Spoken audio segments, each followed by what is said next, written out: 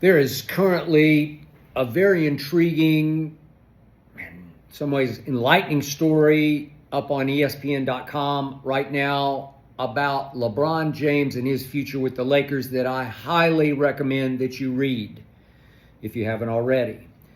It's by Ramona Shelburne, Brian Windhorst, two highly respected journalists with whom I have worked in the past at ESPN, for whom I have great respect. And again, if you haven't read it, dive into it because it's very well written with lots of juicy details, some of which I did not know. But my biggest takeaway that I definitely did not know of was that LeBron James and company, Rich Paul, Maverick Carter, but especially LeBron, very upset with the Lakers that they didn't offer him a year or two more on his contract before he opted in, a year or two of extension. And I was shocked by that and dumbfounded by that because I don't get that. I mean, LeBron James, is going on 41 years of age. He is about to enter into, fairly soon here, year 23 in the National Basketball Association. And I wasn't at all surprised that they didn't offer him an extra year or two, a year period, because he's year to year, man. He often drops little hints about maybe this is it, maybe it's not. Maybe I should think about calling it quits. Maybe I shouldn't. Back and forth, toying with the media, toying with the Lakers, a la Aaron Rodgers in his last years in Green Bay, upon which the Packers finally said, you know what, you're more trouble than you're worth. See you later. And LeBron's option was to see you later because this is what just astonishes me, is that if in fact he was that upset with the Lakers about not offering another year or two, and remember that there's still the option that he would play next year and play very well in the regular season as he did last year, but more important, that he would help lead them on a deep playoff run, which he has not done really for 3 years, even though they did get to the conference finals. But you know what happened at that point. I'll get to that in just a moment. But the point is that, sure, if LeBron actually did something in the fourth quarters of playoff games and led them all the way through these guys, all the way to another NBA Finals in LeBron's tenure with the Lakers, well, yeah, if it worked out and he stayed healthy, sure, there's no law against, they could just say, well let's run it back. Let's try it again next year.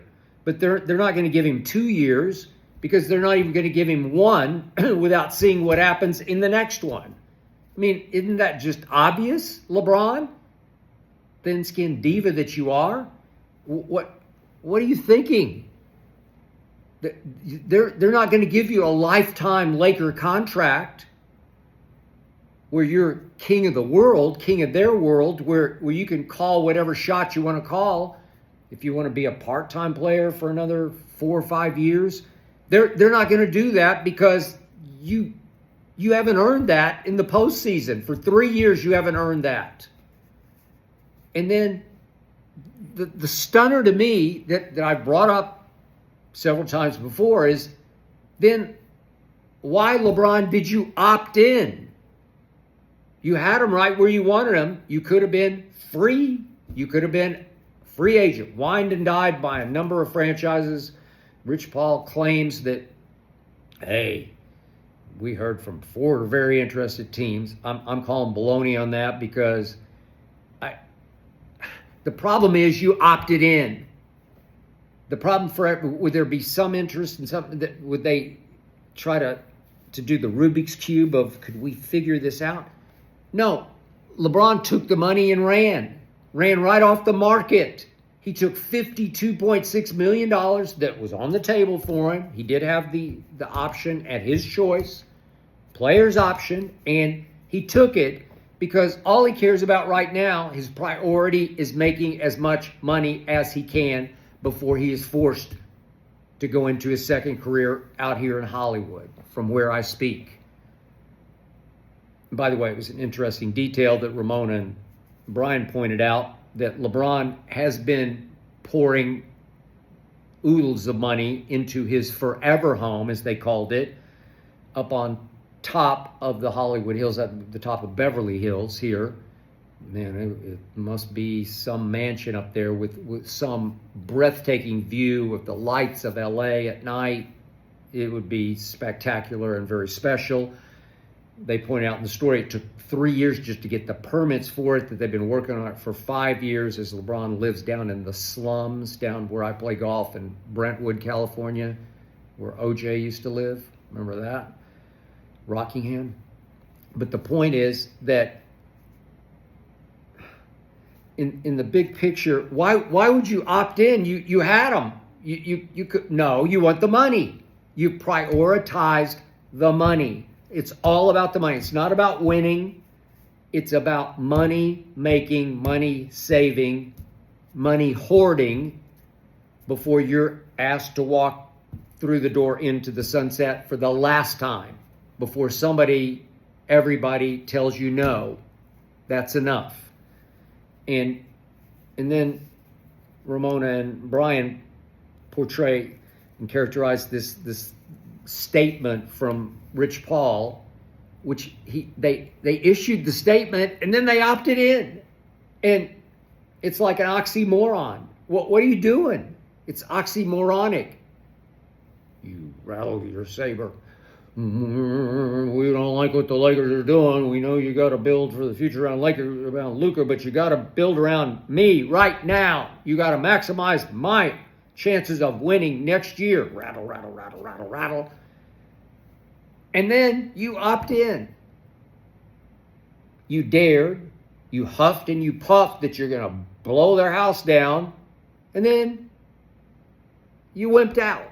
You just said, no, but I'm going to take my money because nobody else is going to be able to pay me that much money, $52.6 million. And you make it impossible for anybody to work a trade. It's just so much money, and you are going on 41 and you're 23. They're not going to do it, LeBron. So you can huff and puff all you want, and the Lakers yawn at you because they know you're here. You're building your forever house here. You want to stay here. This your second career, your Hollywood career, whatever you're going to do, and I'm sure you'll be great at it. It's here. This is the epicenter of the entertainment industry. It has to be here. You know it. The Lakers know it, and even I know it, LeBron. I'm calling baloney on you. And then they characterize the letter as a goodbye letter. Wait a second. A goodbye letter, but then you opt in. LeBron, it doesn't make any sense to me.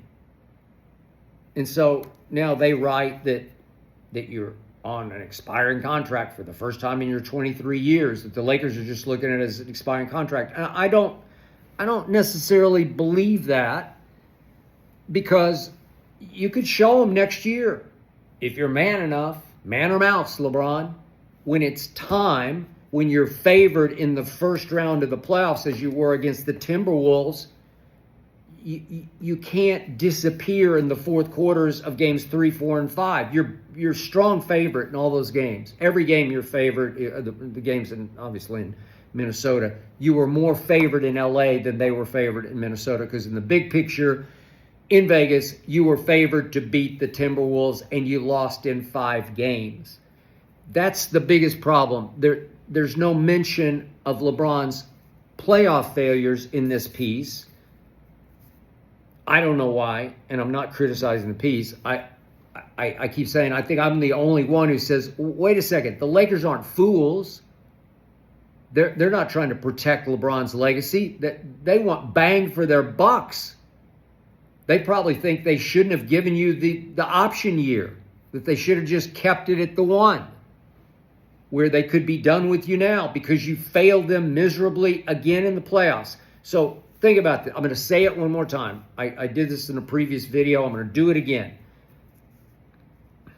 LeBron's run in the playoffs as a Los Angeles Laker, he's 28-25. Not all his fault that he's kind of a 500 player, but he's always been the best player on the floor. You can make the case he was even the best player this year because Luka was just fat this year. And he's coming off an injury, and he's got a double chin, and he's got a spare tire around his midriff, and he was no better in those fourth quarters than LeBron was. But you can make a case that LeBron was coming off a sensational 40-year-old season, the best by far we've ever seen, and that it was now the pressure's on LeBron. Show us that you can carry us to do what we're supposed to do, which is to beat the Timberwolves, who then turned right around and lost in 5 to these guys. Lost in 5. That's the Lakers should have beaten the Timberwolves easily. That's what the spread said. Easily. At home, they're favored by 5.5 and 6.5, and come on, man. And I'm going to say it again. Look at LeBron's last 14 games as a Laker. Look at the last 14. What do you think Rob Pelinka and Jeannie Buss and everybody else, all their analytics people, what do you think they're saying after they got gentlemen swept by the T-Wolves? What do you think they're saying? What do you think they were saying after they got swept in the conference finals 3 years ago by Denver? Denver went on and won the championship. I got it. But what do you think they were saying when LeBron, Bleep, and James went to 4 straight fourth quarters against those Timberwolves before they'd broken through and won it all? 4 straight fourth quarters, and he shot 7 of 23 combined in those 4 fourth quarters. He shot 1 of 10 combined from 3 in those 4 fourth quarters. And they were right there every time. Right there, and they lost. And in the closeout game out here in L.A. in the Western Conference Finals, the closeout game, LeBron had 2 chances late in the last few seconds. 2 chances to tie the game. And he shot one from sort of the wing, I don't know what it was, and it hit nothing but backboard because it caught the side of the backboard and didn't touch the rim. And then he drives the ball. I get the offensive end. He drives the ball, puts his head down. Good for you, LeBron. Maybe you have the guts to go shoot those free throws that you always gag late in games. And you drive it, and Jamal gets his hand on the ball, and Aaron Gordon's all over you, and you end up not even getting the ball up to the rim. I don't know. You're better than that. They've got to say, should be better than that. And then what happened the next year, first round at Denver? You weren't favored that time, but come on, man. You had them. You're right there going to the fourth quarter, and you pout because you took so much criticism, I guess, from others beyond me. I don't know. Maybe I did open a few eyes that year, but you pout in the fourth quarter, and you won't shoot until the game's completely out of control, out of hand. We've seen that before in the playoffs. And then game 2 at Denver, this is obviously a year ago. You got a wide open 3. You did a little Jordan-esque shove off of Jamal, and you got a wide open, it's like a free throw from 3, and you gag it. It's just not good enough. And then you come up to this year, games 3, 4, and 5. You go on a run from late in game 3 all the way through the fourth quarter of game 4 to the first 9 minutes of game 5's fourth quarter. That's a 27-minute run in which you score 0 points. You're the greatest scorer in the history of the National Basketball Association, LeBron James, and you go for 27 straight minutes and don't score. That's why you lost. All 3 games, 3, 4, and 5, you're right there in the fourth quarter. You got a little lead here. You're down 1 or 2 here. You're right there. It's up to you. And again, Luka deserves half the blame because he was no better than you were. He was as pathetic as you were in the fourth quarter. That's why, LeBron, they're just saying, we're out. Luka, yeah, they're going to extend him. They're going to give him the supermax if he wants it. He'll probably just take 3 years so he can have the 4th free agency. But again, if he wants the supermax 4-year extension on August 2nd, they're going to give it to him because he's 14 years and 7 months younger than you. I don't think he was better than you going into these playoffs, but they're going to bet on his future for 4 years, and it sounds like he actually went out and drop 10 or 15 pounds. It looks like he does. I don't know if I can believe the pictures. I never know if they're photoshopped. I don't know, but it looks like he took the hint from J.J. Redick, who said some of us have to get in championship shape, and maybe he's starting to get into championship shape because he knows ultimately this is going to be his team. It was supposed to be his team last year, and he wasn't ready for that because he was in pathetic shape. But LeBron,